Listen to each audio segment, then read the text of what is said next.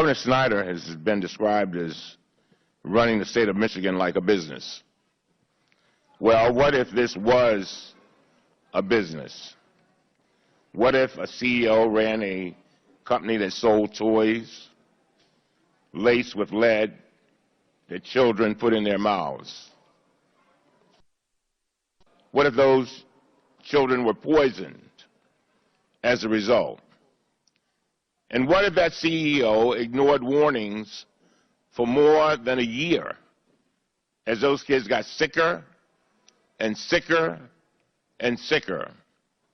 There's no doubt in my mind that if a corporate CEO did what Governor Snyder's administration has done, he would be hauled up on criminal charges. The board of directors would throw him out, and the shareholders would revolt. This is similar to what is happening now to Governor Snyder. The special counsel for the state attorney general's office has launched an investigation. And he says, I didn't say this, he says, that state officials could face charges including breach of duty, gross negligence, or even manslaughter. Charges, he says, are, and I quote, not far-fetched, end of quote. On our committee, we've obtained documents showing that people all around the governor, including his chief of staff, were sounding the alarms, but he either ignored them or didn't hear them. So we're talking about quotes. Let's talk about them. In October 2014, the governor's top legal advisor had warned that Flint should, and I quote, get back on the Detroit system as a stopgap as soon as possible before this thing is too far out of control. End of quote. That's the chief of staff.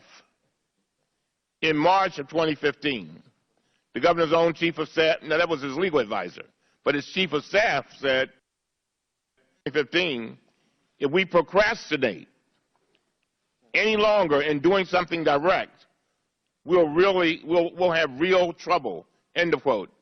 That's from the chief of staff. And in July, his chief of staff again warned that Flint residents, and I quote, are concerned, and rightfully so, about the lead level studies they are receiving. They are basically getting blown off by us, end of quote. The document reveals failures at every level, led by Governor Snyder's hand-picked appointees, and the governor's fingerprints are all over this. His Department of Environmental Quality, his Department of Health and Human Services, his inner circle of top aides, his press staff, and his chief of staff, and of course the emergency managers the governor put in charge of Flint. There will now be an entire generation of children who suffer from brain damage, learning disabilities, and many other horrible effects of lead poisoning that were inflicted on them by Governor Snyder's administration.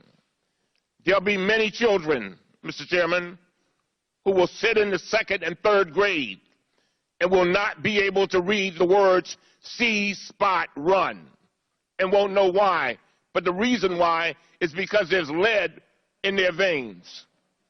Now, Republicans are desperately trying to blame everything on the EPA. So let me say this. I agree that the EPA should have done more. They should have rushed in sooner to rescue the people of Michigan from Governor Snyder's vindictive administration and his utter incompetence at every level. Governor Snyder's administration had primary responsibility for enforcement under the Safe Drinking Water Act, not the EPA. Governor Snyder's administration chose to switch to the Flint River for a source of water, not the EPA.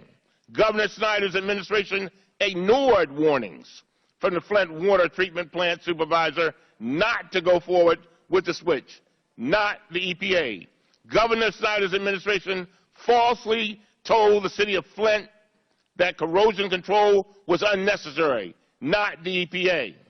Governor Snyder's administration delayed corrosion control for months and harmed thousands of additional people in the process, not the EPA.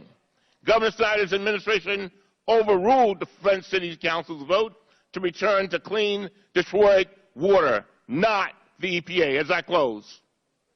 So yes, I agree. The EPA should have snatched control out of Governor Snyder's hands even sooner than they did. But Governor Snyder's administration caused this horrific disaster and poisoned the children of Flint.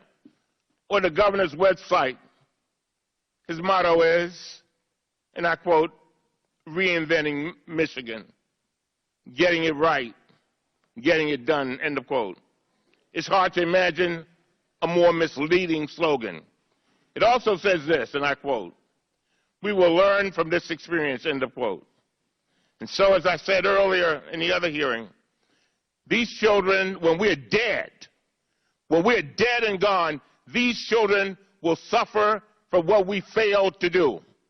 And so, Mr. Chairman, as I've said to you before, we have to be the last line of defense.